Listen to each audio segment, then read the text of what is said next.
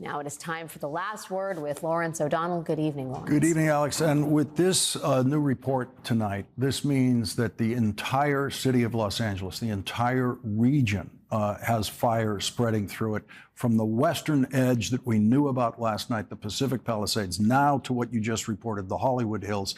That's just about dead center.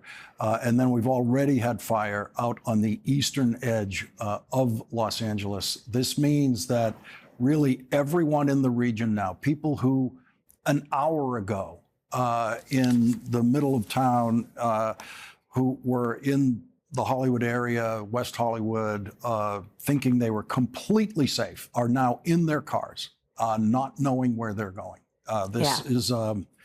This really is something we have never, ever seen before. And I believe that's in that Sunset Fire in the Hollywood Hills is now presently at 20 acres of flame. So it's a catastrophic situation. Yeah, there's a lot to cover. We're going to try to bring in as much simulcasting from KNBC in Los Angeles as we can to show these images that are just stunning. All right, Lawrence, we'll stick with your coverage. Thank you, Alex. Thank you. Thank you.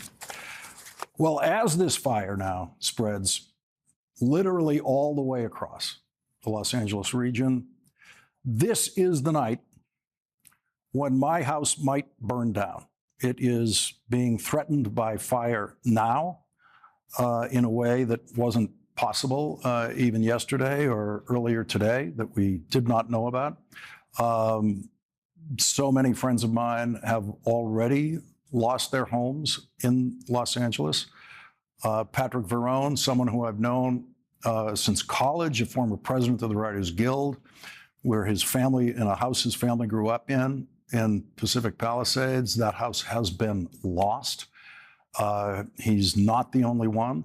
Another writer, friend of mine who I've known since college, reports that as many as half of the writers on the very popular TV show that he has written for many years, half of them have lost their homes.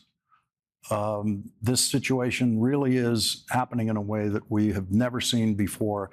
I just got a text from an intrepid and award-winning journalist, Daniel Voll, who is also a screenwriter who lives in the region, who has press credentials and has been allowed into areas that other people could not get into at this hour, which means he is literally the last person who has seen my house standing, which the last time he looked at it, it was standing, but we don't know whether it is now. And by the way, that's the way it is for everyone who has evacuated, is we do not know once we're out of the area what's happening to our house. We usually have no idea what's happening to our house unless people see images of the complete burning down of the houses in that area.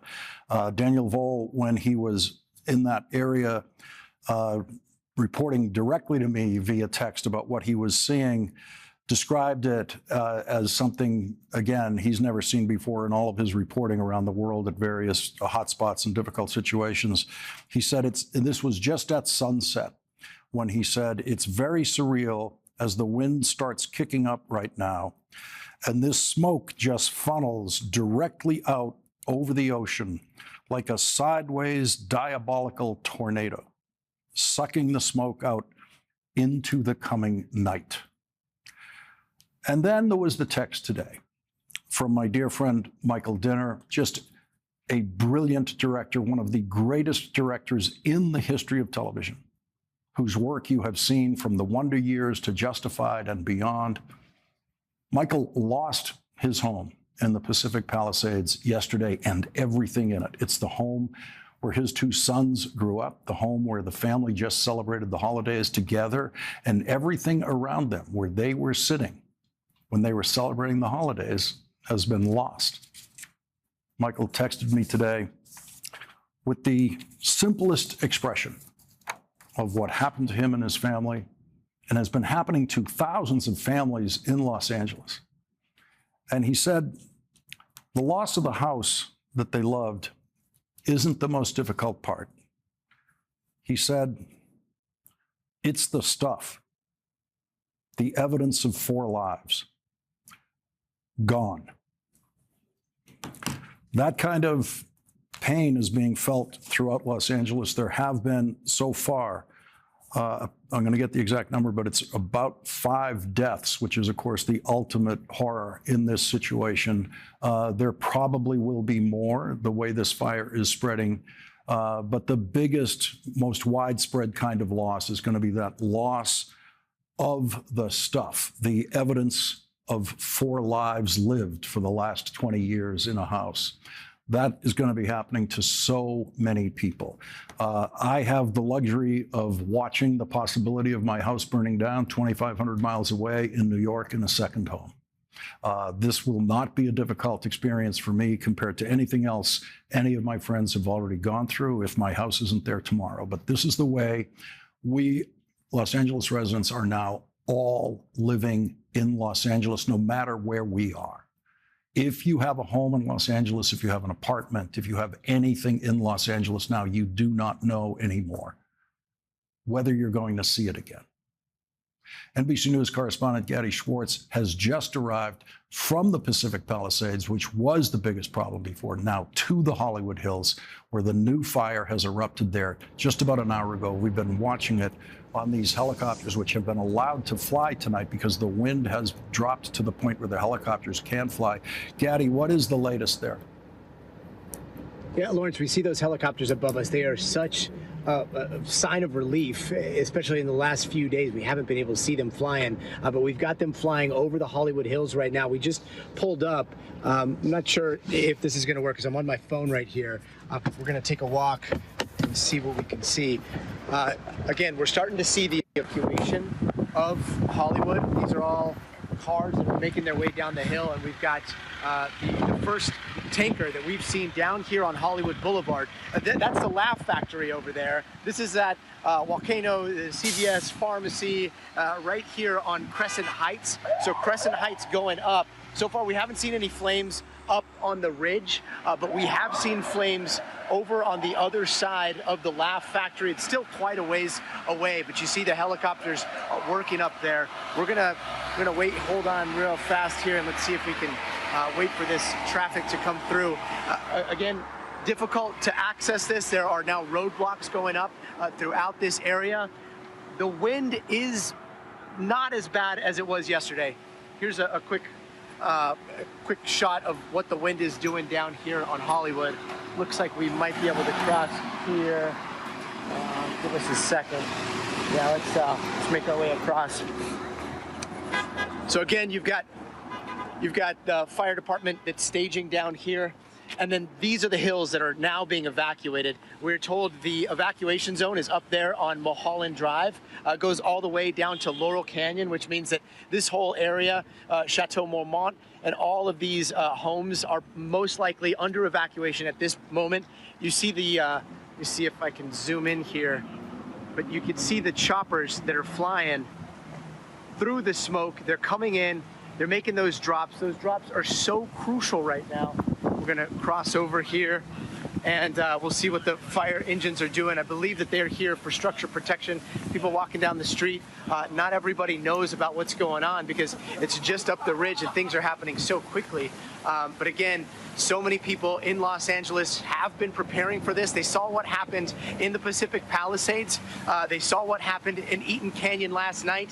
There was a warning that the winds were gonna continue throughout the night. We are seeing some of those wind gusts pick up. But so many go bags across Los Angeles are ready. You were just talking about your home, and Lawrence, I hope your home is okay. My home is on the other side of these hills. I've been on the phone with my wife. She's got the 2 kids at home, and they've got the go bags ready because we are probably about maybe a quarter of a mile outside of that evacuation zone. Right now, the wind is blowing towards Hollywood. That's really important here because what's going to happen is as that fire works its way up Runyon Canyon, it's going to go up because of the topography, but the wind is blowing this way. It is blowing down towards Hollywood. So the main concern right now is Hollywood Boulevard. Is this area, is Sunset Boulevard and everything that is down below for a couple of blocks. That's why that evacuation order has been given. You see behind us, we've got fire crews. We've got the police now staging, and this is one of the areas where you should be able to see up on the hill. It's very difficult to see because it's still a ways away, but people are hopefully heeding those warnings, evacuating, because the winds are strong enough. You know, comparatively speaking, yet to yesterday, the winds are very, very light. But if this was any other day and there was a fire burning in the hill, we would say that these winds are extremely, extremely concerning. So it's not a time to let your guard down. Fire continues. Choppers are working this fire. That is a good sign. Hopefully those can continue through the night. But so many people now in Hollywood, Hollywood Boulevard, Sunset Boulevard, heeding those warnings, and we are seeing people starting to evacuate out of this area. Gaddy, one thing that Daniel Vall and other reporters who've been on the ground today have been telling me is that when you see the fire trucks, what the fire trucks define for you. I think I lost you, so I'm gonna head back and try to reconnect here. Okay. What I was just going to exchange with Gaddy there is that the fire trucks generally mean that's the line where the fire department wants to prevent the fire from crossing. Where you see the trucks is they are on Hollywood Boulevard because of the gigantic fear of that fire crossing Hollywood Boulevard. If it does that, that fire is now raging in the center of a major urban area. It's both residential and very urban, very business oriented area. It would be the equivalent of that fire breaking out in Manhattan. That's the kind of area that is in Los Angeles. And as we continue through this coverage tonight, one of the situations that's a challenge for people is that they literally now, on evacuation after the Hollywood Hills fire has broken out, there is now confusion in Los Angeles about which way to go. People have felt prior to this time, had been feeling more confident heading away from the ocean inland, but that's where the Hollywood Hills fire is now. There has been a lot of evacuation southward from Los Angeles. That's the direction my loved ones took today when they were ordered to evacuate. They've gone south toward the airport. A lot of people are going south toward the airport and beyond that. The trouble is, some people trying to find a place beyond the airport have discovered that there are fires breaking out randomly now in other areas that they were intending to drive to. And so that issue of what direction to go is something that really needs as much government guidance as can possibly be provided right now to people who have literally, especially in the Hollywood Hills area, in the center of town, there are people jumping into cars not knowing which direction to drive. And that's one of the issues that with their car radios, of course, they can pick up information about that. People struggling who can afford it to find hotel rooms to go to, others who are lucky enough to have friends far outside of the fire zone driving in that direction. But this is a kind of mass evacuation from all areas of Los Angeles that we really have not seen before in a situation like this. The helicopter pilots have been doing an amazing job of delivering to us exactly where these fires are breaking out. Yesterday we didn't have that because the winds were way too strong for the helicopters to get up in the air, and so we couldn't see this kind of coverage. And there's a lot more available knowledge tonight at this hour than there was last night at this hour.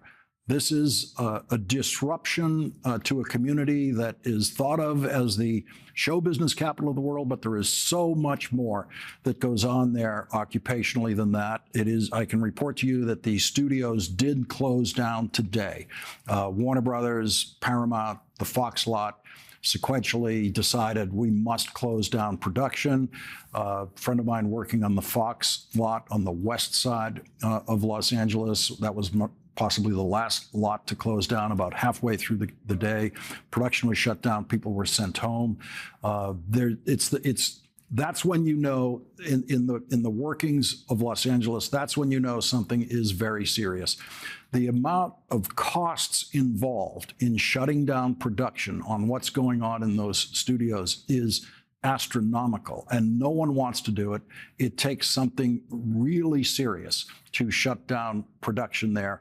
I'm not saying what goes on in the studios is necessarily serious, but just to understand, when the studios shut down, that's a much bigger event than schools being shut down. That's the message that says to the town, this is really something that's now getting beyond anyone's control and anyone's ability to predict what happens next. That's the situation there. Tonight, at this hour, this is going to be a change situation in certain places by the end of the hour and across the coverage overnight. People living in Los Angeles have been hanging on the local television coverage, which has been just excellent across every local channel. Shots like this available to people so they can know exactly what's happening, how close it is to them, how far it is from them, how much time they have. People have been making careful calculations about how much time they have to leave their homes based on just the excellent delivery of information from both the fire department, government, the governor, the mayor's staff when the mayor was out of town. And most importantly, though, more than anything, with these images you're seeing right now from KNBC, our affiliate in Los Angeles, and from the other network affiliates in Los Angeles, those local news channels and those local news teams, many of whom I know on the KNBC side and the technicians I know on the KNBC side, have just been heroic and going without sleep. And you see one correspondent out there on the camera, but there are many people involved in supporting that correspondent and getting that correspondent on camera. None of them are sleeping. They are working around the clock. Their own homes are in danger as they are doing this work. Their own families can be in danger while they do this work. This is as challenging an event to cover as Los Angeles media has really ever had to cover, given the geographic scope of it. This is just now an enormous area of fire that they are trying to cover tonight and trying to deliver people the information they need about how long they can stay in their homes, if they can stay in their homes, and exactly when they have to get out of their homes. This has been one of the most difficult things that I've personally had to cover here, as I, at the same time, field texts from people who are telling me what's happening to them and how they're trying to get out and where they need to go. But we're going to stay with it. We're going to take a break here. We're going to come back. We're going to try to get in some of the news of the day involving Donald Trump's appeal to the United States Supreme Court. We're going to keep an eye on exactly what's happening there. This hour, as this hour proceeds, we'll have more from Los Angeles. We'll be right back.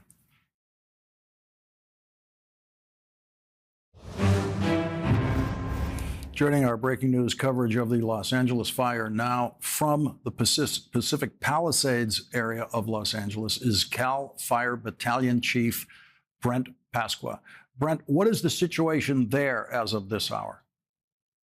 Yeah, right now, as of this hour, the winds have died down substantially, which is making conditions a lot more achievable for firefighters to actually get the upper hand on this fire. So let's hope it stays that way. And Brent, going forward, how do you distribute resources when you have a geographic area now that is so spread out? These fires from end to end are about 30 miles apart with fires right in the middle. Right. You start to prioritize. You look to see where's the most life safety threat at. That's where you want to get your resources. That's our number one priority. Then after that, you're looking at structures, buildings. Where can we do our best good with our resources, and we'll put them there.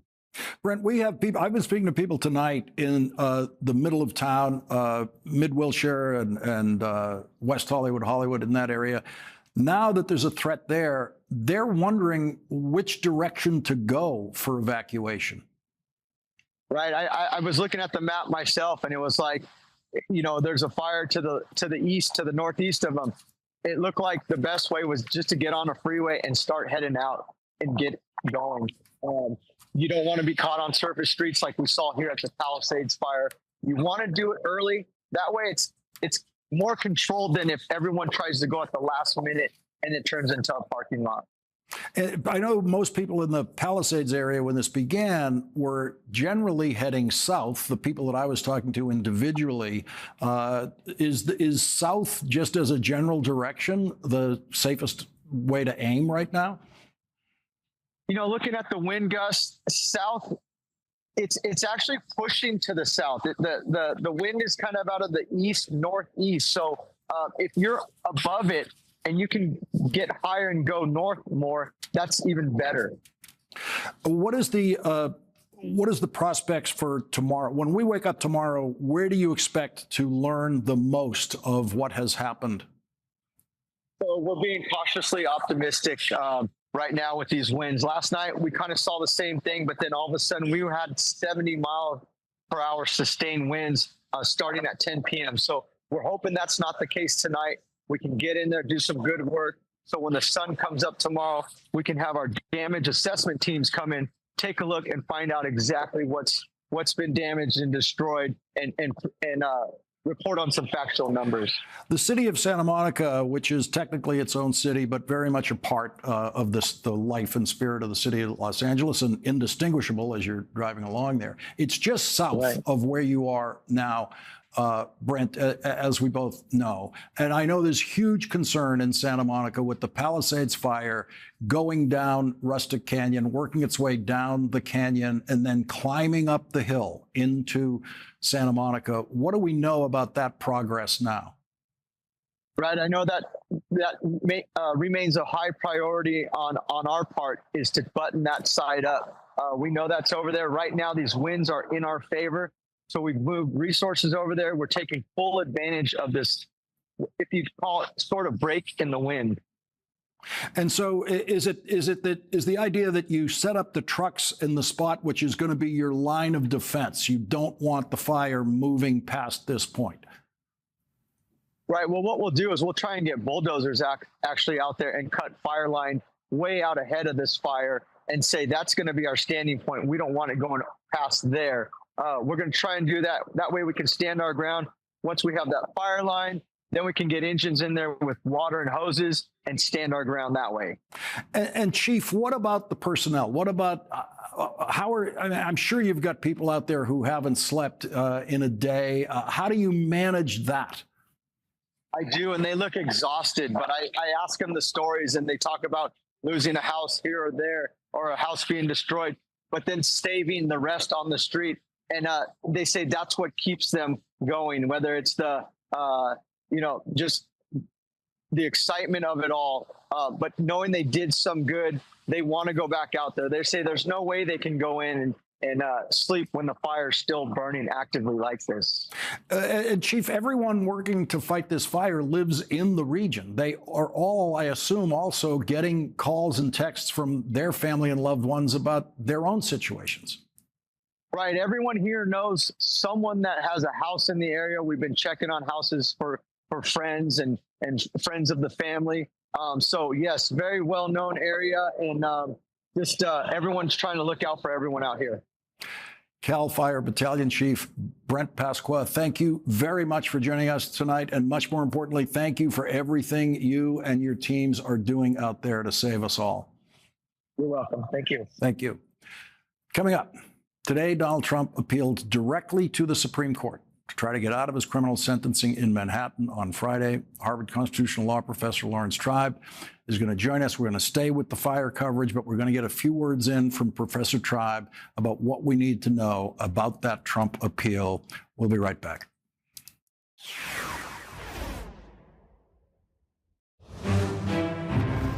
Breaking news, President Biden has canceled his planned trip to Rome to meet with the Pope because of the California fires.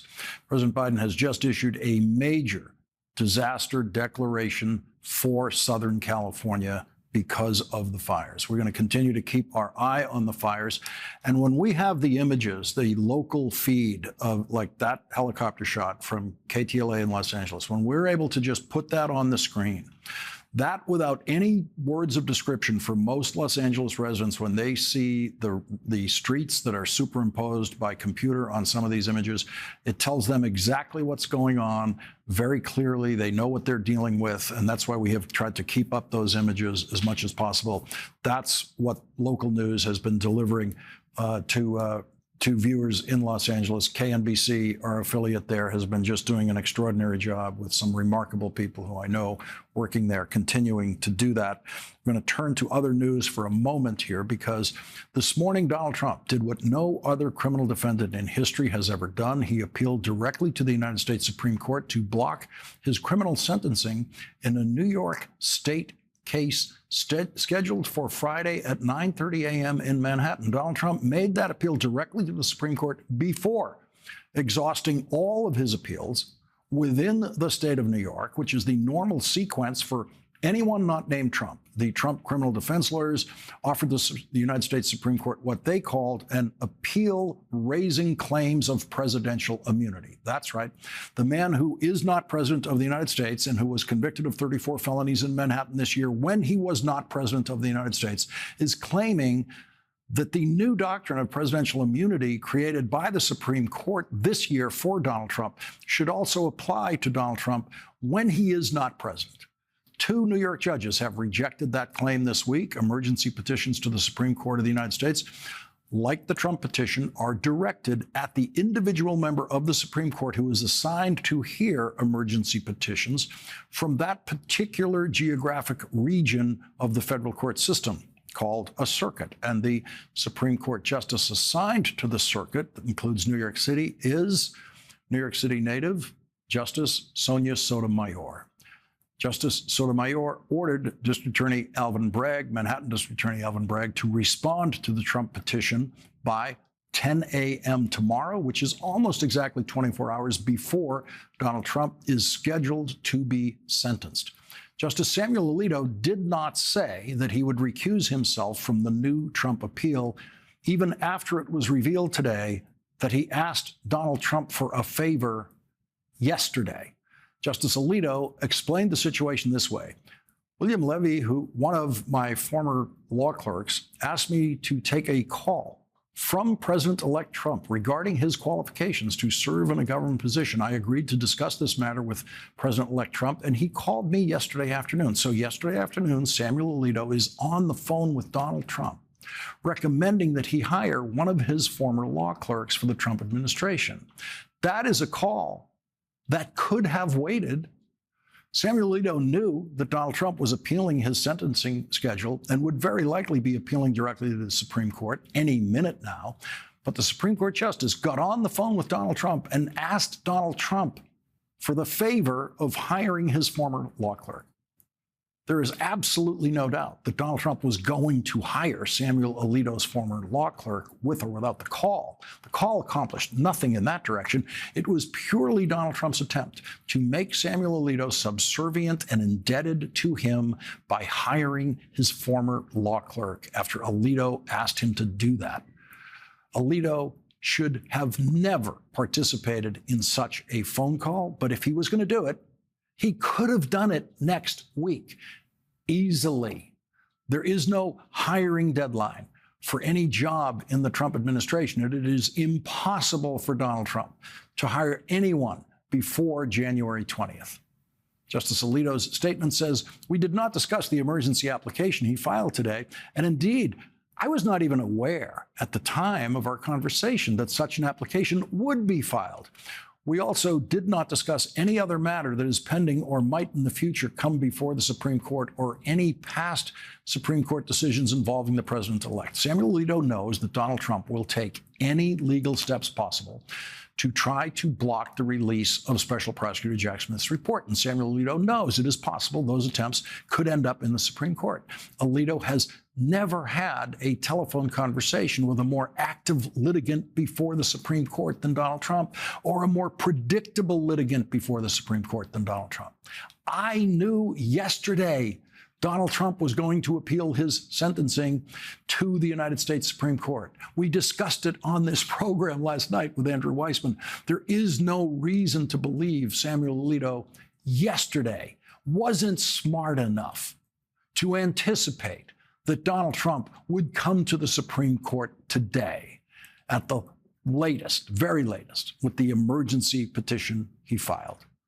Samuel Alito is claiming, I couldn't possibly have figured out yesterday what Lawrence O'Donnell figured out yesterday. That's what he's saying.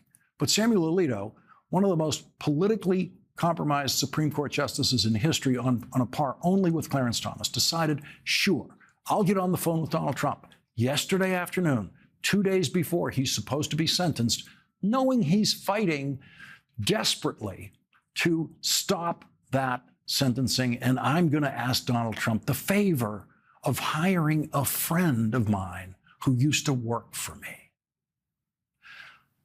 Joining our discussion tonight is Professor Laurence Tribe, who has taught constitutional law at Harvard Law School for 5 decades. Professor Tribe, you have the floor on what happens next with the Supreme Court. It's hard to focus on things as absurd as Justice Alito's claim that he had no idea that this was coming when everybody in the legal world knew it was coming. It's hard to focus on that while Los Angeles burns. I'm sorry about your house. I have children and grandchildren who have evacuated, who live in Los Angeles. I'm grateful to the firefighters there, but that's not what you need me to discuss. What you need me to discuss is the absurd attempt by President Trump's lawyers to claim not just an absolute privilege of extraordinary scope for a sitting president, but for a president-elect. There is no president-elect privilege. Leapfrogging the state courts in this way is absolutely unprecedented. It's a defiance of principles of federalism. It's also a ridiculous appeal because the claim that the Supreme Court's immunity opinion protects Donald Trump from being sentenced, by the way, sentenced without any custodial judgment, sentenced without even a fine. We're told it's almost certain to be a sentence in name only. But the idea that it's so urgent for him to prevent sentencing on Friday simply because some of the evidence that was admitted in the case involved testimony by Hope Hicks and Madeleine Westerhout, people who worked in the White House, that stretches an already extraordinary privilege beyond the breaking point. There is no sense in which they were discussing official matters. The Supreme Court itself, in its immunity decision, said that there is no privilege when the president is engaged in activity of a political kind as opposed to his official duties. And the entire case involving the 34 state felonies, which Donald Trump has been convicted of committing in order to prevent people from learning about his affair with Stormy Daniels, all involves activities he engaged in before he was president. So we now have the bizarre phenomenon of a not yet president claiming that what he did before he ever became president in order to commit state crimes to become president in the first place shouldn't be the subject of sentencing. And in this case, the sentence is simply part of the verdict. What is he afraid of? That he will virtually appear in court. He's been told he doesn't even have to show up and hear the judge explain how serious his crimes were. He's obviously trying to cover up history, just as he's trying to prevent the publication of the report. This man may never be required to spend a minute in prison or pay $1 in fines, but he also says in remarkable language in his brief that merely publishing and publicizing critical information about him will do irreparable harm to the national security of this country. It's like the old English law in which imagining bad things about a king or a queen was a form of treason. So he's now not only a king, but he's a king in waiting who says that the onus of having to prepare, and he doesn't have to prepare anything, having to get ready to hear a recitation of what he did the day after tomorrow, so terrible that he is entitled now to leapfrog the state courts and get special treatment. It would be ludicrous if it weren't so tragic. Professor Tribe, let's go back to the tragic that you mentioned at the beginning, because you've made me widen my frame of concern about this. I've been kind of tunnel focused on my house and my family, who I left behind in Los Angeles. By the way, coming back to New York before there was a fire, not knowing that I was in effect, evacuating before it was necessary. But I'm thinking of my brother in Boston, whose son lives in Los Angeles and has a gang of kids in the house, grandchildren, my brother's grandchildren in a house in Los Angeles. And I'm thinking of you people on the other side of the country, where I am now too, safely here, worrying about grandchildren and children in Los Angeles. What is that like for you? It's scary as hell. I mean, I trust my daughter. She's left her place. She has a couple of pet cats and 10 pet chickens. She was only able to evacuate 2 of them, 2 grandchildren, and a husband, and they're all huddled in her husband's art studio in downtown of the little town where they live, and they think they're safe because there's little vegetation around there. But just like the people you've described, they don't know where to drive. If they were to try to drive anywhere, they'd be less safe. I suggested they fly here, but of course the airports are closed because of the wind and the smoke.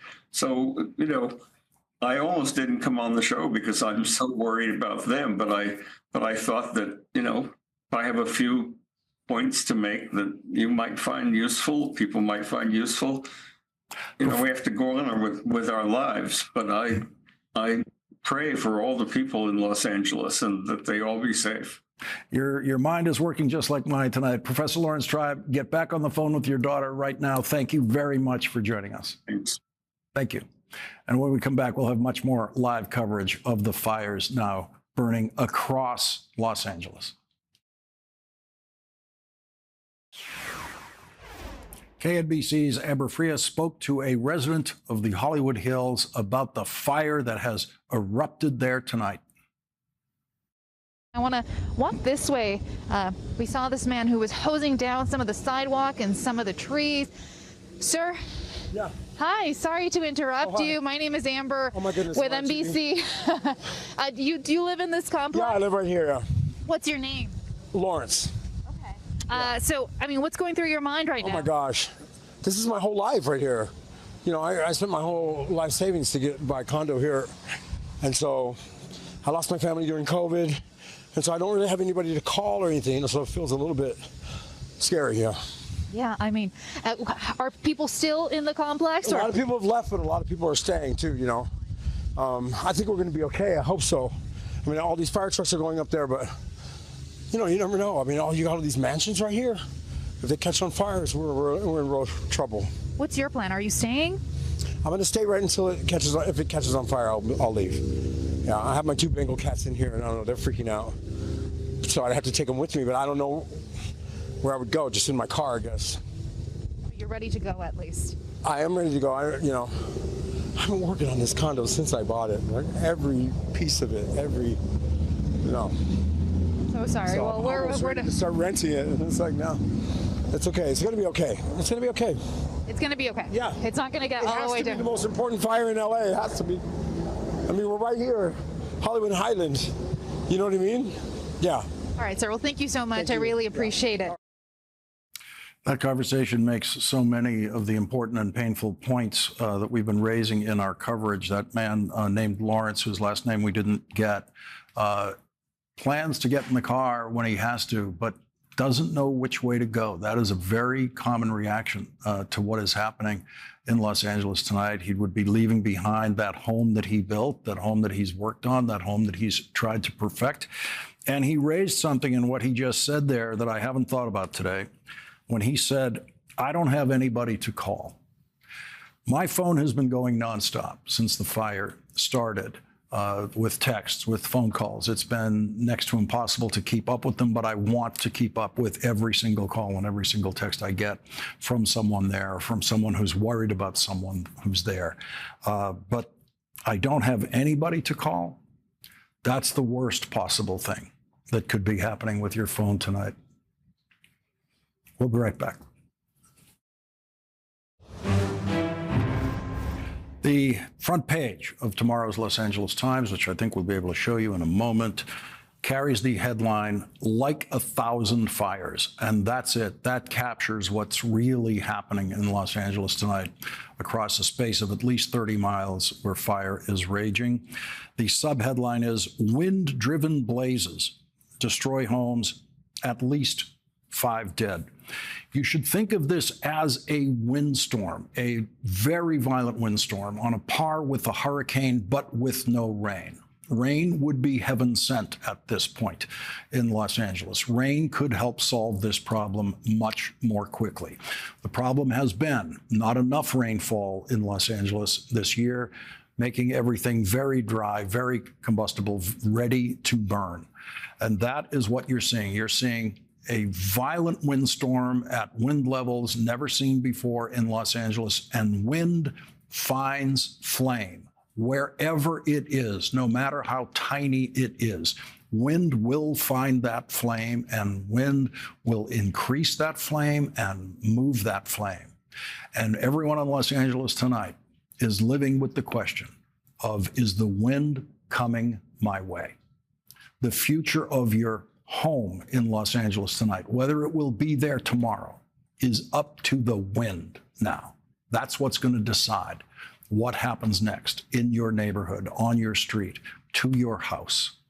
And that is a situation that is in some ways not unique to California, but California is the state where you can lose your house every single day of the year to a natural event. Hurricanes are seasonal, blizzards are seasonal, earthquakes are not, fires are not.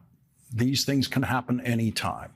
This intense wind increases the possibility of this fire and has fueled the fire. That is what you're watching there tonight, and there will be more of it. That is tonight's last word.